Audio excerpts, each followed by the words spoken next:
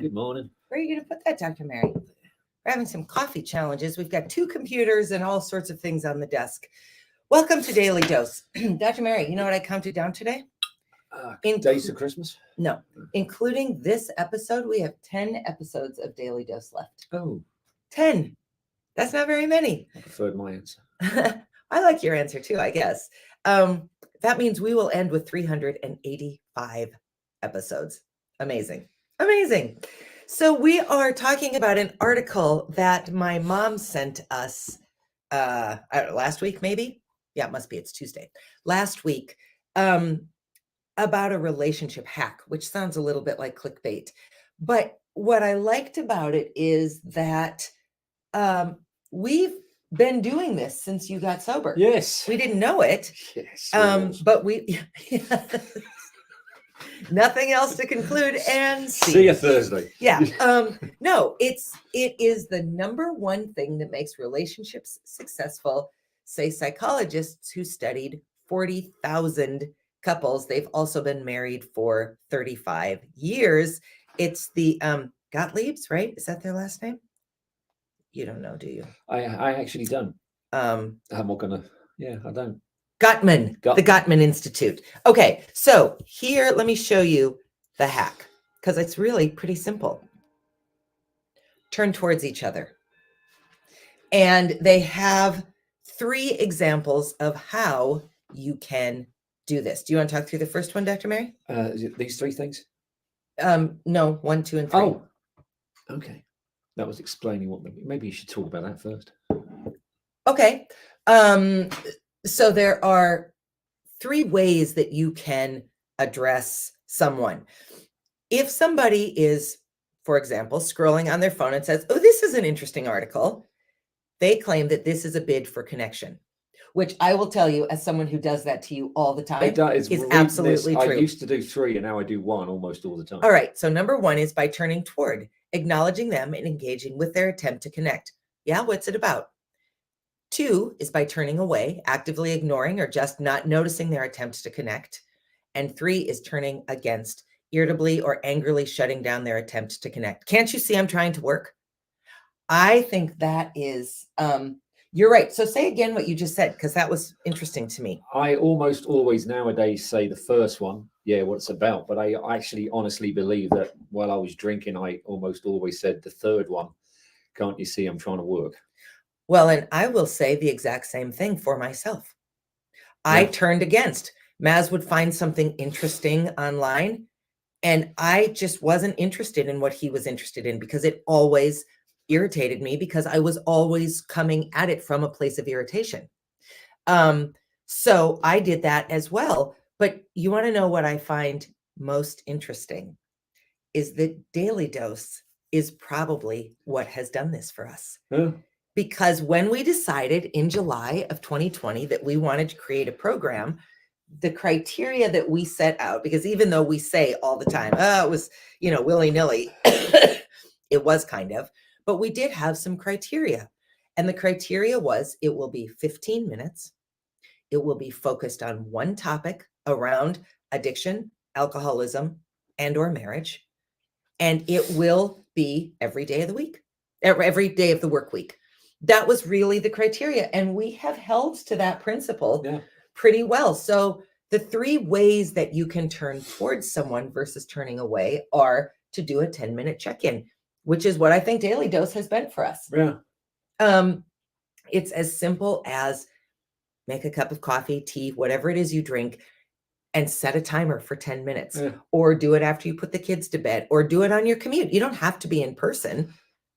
Go ahead. In the morning, before you all leave for work, you can say something simple like, is there anything you need from me today? Which could be as easy as, instead of saying we're out of milk, you could say, I'll tell you what, if I remember, maybe text me to remind me, I'll get milk on the way home. Yeah. What that says when you say, is there anything you need from me today, is twofold. And I think this is so interesting. It allows your partner to reflect on their needs and makes it clear that you want to be there for them. I would never have asked you that before. No, but now we both do. Yeah. It's really simple and lovely. And we are having internet problems. So I'm believing that you can hear us, but you probably were frozen. So I hope we're frozen in a really horrifying facial expression, because I love that. So do a 10-minute check-in. Second one is, You love doing this. one of my favorite things. Pick up the pennies. Go ahead. Just like you pick up a coin or a dollar bill. Now we never find dollar bills, especially not hundreds. We find pennies. My brother has found a couple of $100 Yes, bills. that's your brother. I know. Luck of being West Del Val. Yeah. Thank you, Anne. Anne says she can hear us. Not sure what's going The on. whole idea with of the penny as well, is they add up over time. My mum was always fond of this phrase. What's this? Could be. Okay. My mum was always fond of the phrase growing up, is to look after the pennies and the pounds would look after themselves. Yeah, you know what's funny about being American? We use that phrase, but I always wondered, how did pennies and weight have anything to do with each other? Because I didn't understand we were talking about the English pound. There you go. There you go. Simple. Anyway, back to you. That's just a little side note. Now I've got to move this again. So this picking up the pennies doesn't literally mean pick up a penny and say, find a penny, pick it up all day. Although, good luck. Here's how we do it at our house, because I'm the one who always finds it. I don't know that you'd even pick one up, but I pick up every penny I find because I love pennies, from a children's book called A Penny for Candy. Love it. Anyway, I say, find a penny, pick it up. I hand it to Dr. Mary, and you say, all good day will have good luck. Yes, or something to that effect. Yes. So the point is, a penny is seemingly insignificant. But what if you picked up 1,000,000 pennies over your lifetime? How much money would that be? $100,000. It's a lot of money. It's a lot of pennies. But so ways that you can have the emotional equivalent to a penny include things like. So every time you pick up a dollar bill, you earn up. But this is like making a connection or an engagement as something of value. So making eye contact with each other, smiling at each other if you want to. If you're both feeling miserable, sigh at each other. So you both feel connected. If you're across a room at an incredibly boring event or something.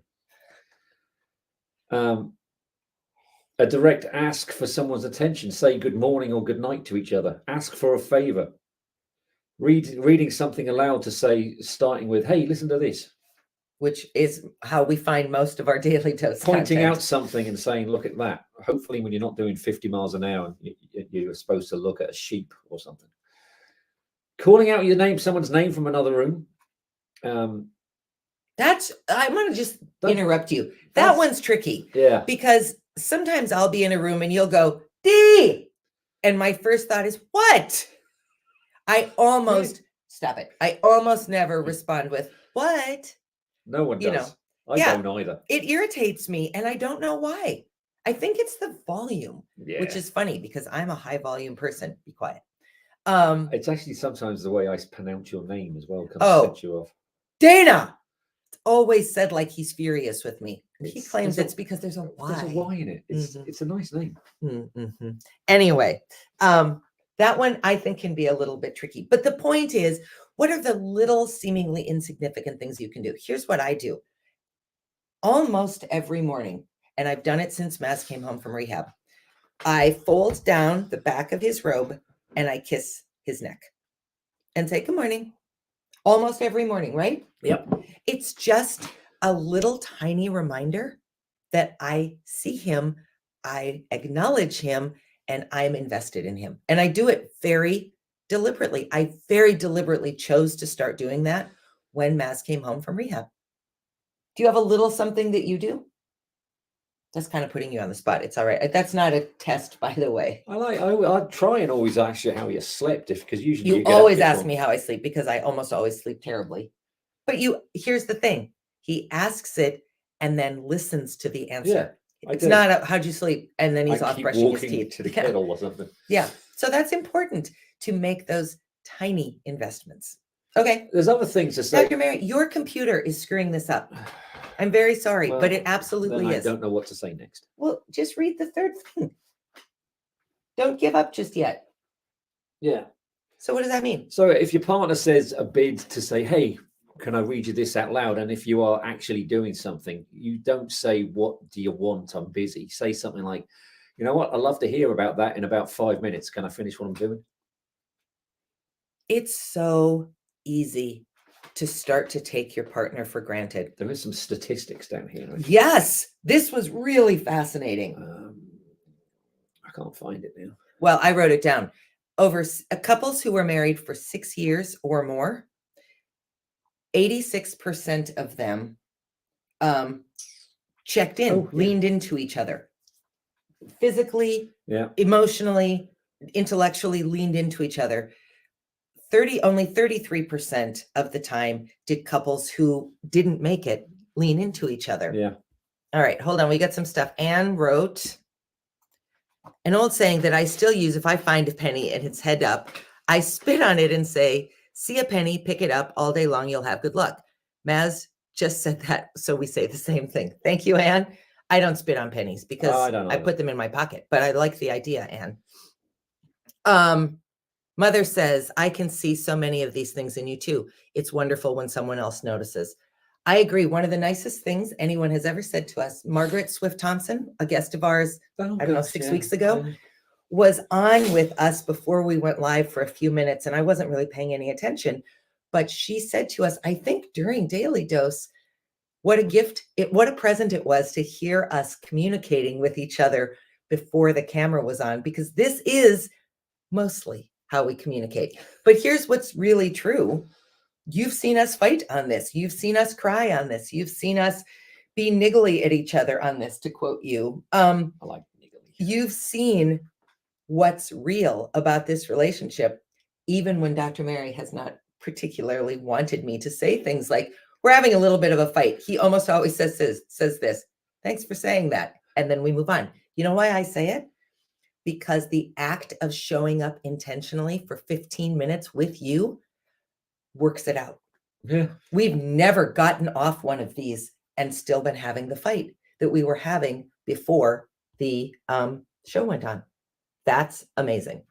Amazing. So it works. I think that's the point. It really works. And it's got nothing to do with whether someone was an addict or an alcoholic or anything. It works because all relationships require an investment of time, energy, and attention. I suppose it comes down to what I've been saying this more than you, I think. Not there's a competition, but since the pandemic, chalk art has changed. How many times have I mentioned this on this thing? 17. Okay, that's bizarre. I presume it's children who are writing with the chalk. I mean, that's just a presumption, probably a conceited one, but the number of times someone has written out, if in a world where you can be anything, be kind. Be kind to each other. Yeah. That's a penny right there. You know, it's the difference between can I have 5 minutes? I need to finish this, as opposed to shut up, I'm working. It's an act of kindness that you actually, and it's a message to the other person that you actually still value them, even though you're trying to finish something off. Doesn't mean you can't be frustrated with each other. Doesn't mean you can't have disagreements and fights and arguments and all those kinds of things, and that everything is perfect all the time, because that's not the nature of being human. But it certainly does mean that there is the opportunity to choose to see this person that you chose, whether you're married or not. You chose this person. I thought we finished up season 5 of The Crown last night. And this is not a spoiler. After Charles and Diana's divorce goes through, I know, the Prime Minister and the Queen are together. And he's telling her that it's gone through. And she says something to the effect of, the most watched wedding, with the most expectations. How sad. Well, that can happen to anybody. We don't need to go into the details of why that marriage fell apart, but every marriage goes in with good intentions, I think. Yeah. You have to maintain the good intention. You have to keep working and striving and paying attention. All right. Mother says, Wally's a star at recovering quickly per just having put down his computer. I know, but we're still having problems, which is frustrating with the computer, not with our marriage. Yes. Oops. Tom often asks if I slept well. It's an odd question, but it's just one of those automatic questions he asks, but he really wants to know. As for me, I usually ask what's happening with the weather today. Typical British question. Yes. Well, you're living in the right place of the country in America as well, Anne, because what would we talk about if not for the weather? Yeah. I love this article. The link to the whole thing is in the notes. Go ahead and read it, and then go ahead and employ it. Because here's what's true. It's never too late to start. That's true. We were 7 years into our marriage when Maz came home. We could have just said, whatever. We were 7 years in, 14 years into our relationship. We could have just decided, Yeah. I don't care. I'm just going to, he drank, I'm mad, I'm done. But that's not what we did. We intentionally chose to turn toward each other and have been doing it ever since. And consequently, these 5+ years have been remarkable. So I think our hope is that you try it too. What are you out to try it? Actually, it's interesting you bring up The Crown, because that was an interesting last episode, because it was interlaced with normal people talking about why they want a divorce. And then, of course, it was Charles and Diana's. It was actually quite sad to listen. It was incredibly sad. It's a very sad episode around a very sad thing, around a very human experience. So yeah, in your spare time, watch all 10 episodes of The Crown as well. Well, that's season 5. You had 50 episodes if you haven't started it. And if you haven't started it, for heaven's sakes, where have you been? All right. That's enough for today. We'll see you on Thursday. We are not even sponsored by Netflix. That's the saddest thing about this entire conversation. We probably wouldn't be ending the show if we were sponsored by Netflix, but that's maybe for 2023. Have an excellent day. Have a good day. See you Turn Thursday. towards each other. We'll see you on Thursday.